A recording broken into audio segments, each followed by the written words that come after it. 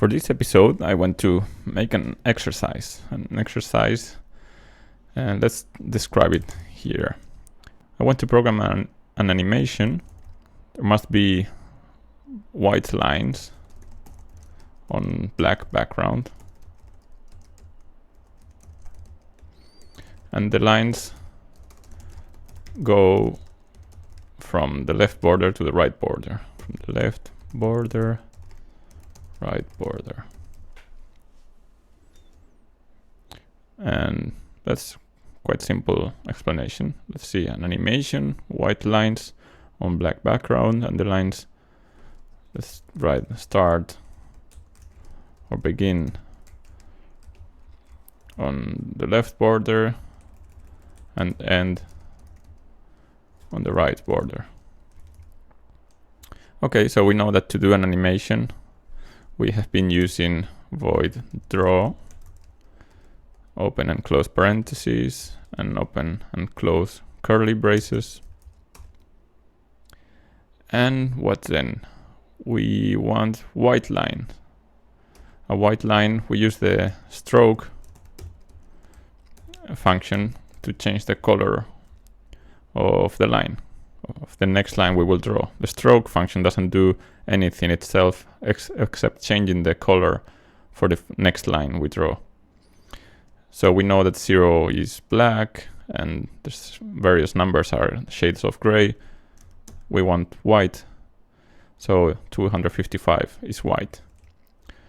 Okay, so this program now just sets the line color to white. It does nothing else.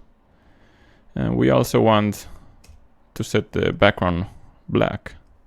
So background, we know the background sets the color of the background, and we know that 0 is black. So now we have set both colors. The background is black, the lines will be white. And now we have to draw some lines. We draw lines with the line command. And we need here 4 values, which are x1, y1, x2, y2. Let me explain those values a little bit on a drawing.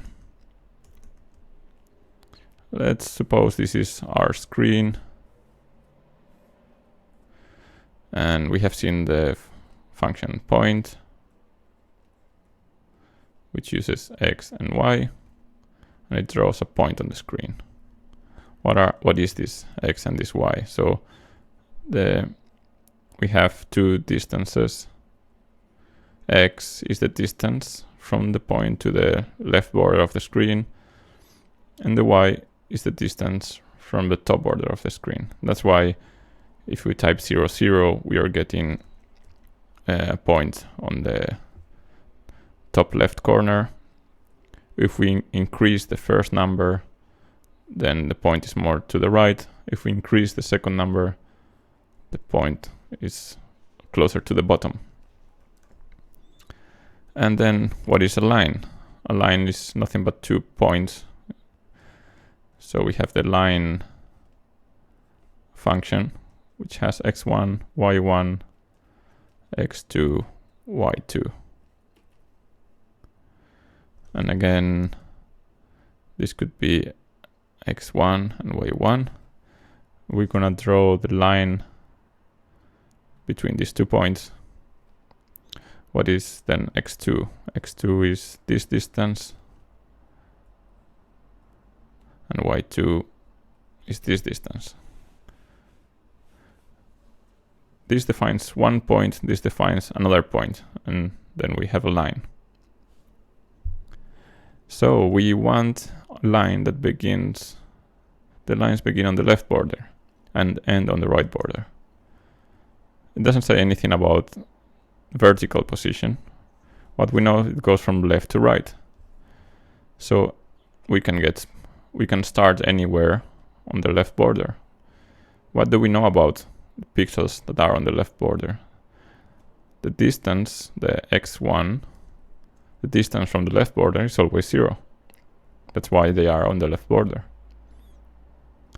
So we know that this first number here must be 0. What about the y1? What about this second value. That's the distance. It's this distance here, the distance from the top.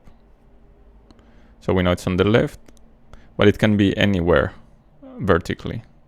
So we can then enter just there a random 100, and we will get some position on this line. And then same thing for the second point. This is the second point here. We know that the second point must end on the right border.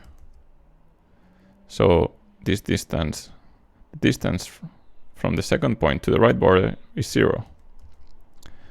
And since we know that the screen is 100 pixels wide and 100 pixels tall, then that means that the XY must be 99. Why 99? Because that's the last. We've seen that there are many pixels here, many columns that begin with 0, and because our screen is 100 pixels wide, then it goes from 0 to 99. 99 would be the pixels on the right border. And then again we have y2. y2 is this distance. That means how high do we want to put our pixel? Do we want it on the top? That would be a 0. Or do we want it on the bottom? That would be 99, or somewhere in the middle. But we don't really care. It doesn't say here on our instructions. So we just can type again another random 100, and we will get some position, some vertical position. So let's try out this program. Okay, so there we have a white line moving really quick on a black background, and the lines begin on the left and end on the right.